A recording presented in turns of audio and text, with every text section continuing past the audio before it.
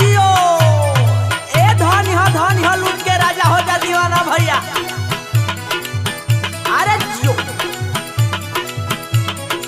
अरे जोड़ा नहीं हो ए बारे सरम भैया पेलांटी मारा पेलांटी। अरे जियो बारे धर्मेंद्र भाई। ए आशीर्वाद का मम्मी, आशीर्वाद का मम्मी का हाजी? अरे काले हम कमाए खातिर बाहरा जात बानी आ तू आजे से बासी भात जैसन मुंह का और मार ले बाड़ू हो। अच्छा तो जानल चाहत बानी कि काहे हम उदास बनी? हाँ हम कुछ जानना चाहता नहीं। अच्छा तो सुनी सुनाव। पिया जनी जइहा हो पूर्व जहां बस बंगलिनिया मोहनी चलावेली राजा जी हवा के कसबिनिया। पिया जनी जइहा हो पूर्व जहां बस बंगलिनिया पिया जनी जइहा हो पूर्व जहां बस बंगलिनिया।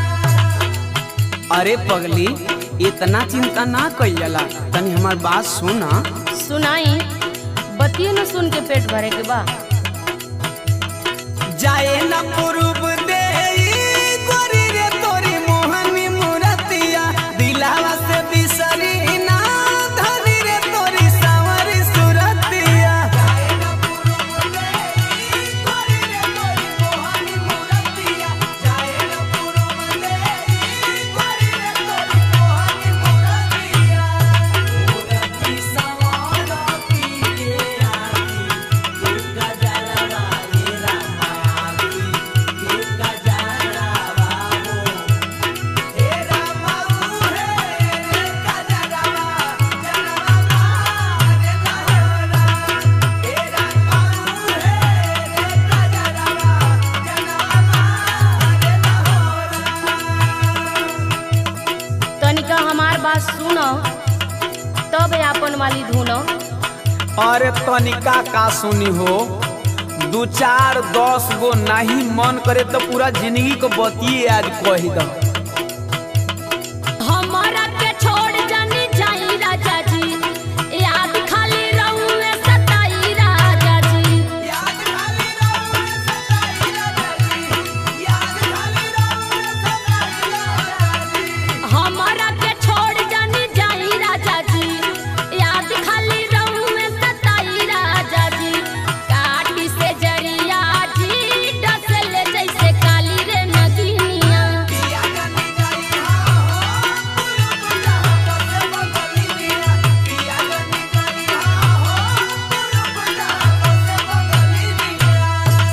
अच्छा तो हमार सुन गुन तब आपन वाली धुन ये हमार धन दी। तो सुनाई परदेस गइल मजबूरी हाँ गोरी रुपया कमाइल भी जरूरी हाँ गोरी। रुपया कमाई भी जरूरी है गोरी रुपया कमाई भी जरूरी है गोरी। परदेस जाइल मजबूरी हाँ गोरी रुपया कमाइल भी जरूरी हाँ गोरी। दिलावा में रखी हाँ हो तू अपना दीवाना के सूरतिया जाए न पूर्व देई गोरी रे तोरी मोहनी मूरतिया। जाए न पूर्व देई गोरी रे तोरी मोहनी मूरतिया पिया जब जाई बाहो गुरु बाबा आई होला बजाई बाहो गुरु बाबा हमनाई हरावा जाई देना पिया जब जाई बाहो गुरु बाबा हमनाई हरावा जाई देना। हमारे वो अंतिम बात सुनी बाकी आगे आपका मर्जी। सुनावा सुनावा धन सुनावा सुना के तो जाए जाए के बड़ी हमार करे जावे न पड़बू। गाँवे में रही के कमाई राजा जी कोनो अपन बिजनेस चलाई राजा जी। सुना कोई के ऊंच लीलार दे के आपन लीलार ना फोड़ल जाला। अभी हाँ ऊंच लीलार वाली बात कहाँ से आ गई?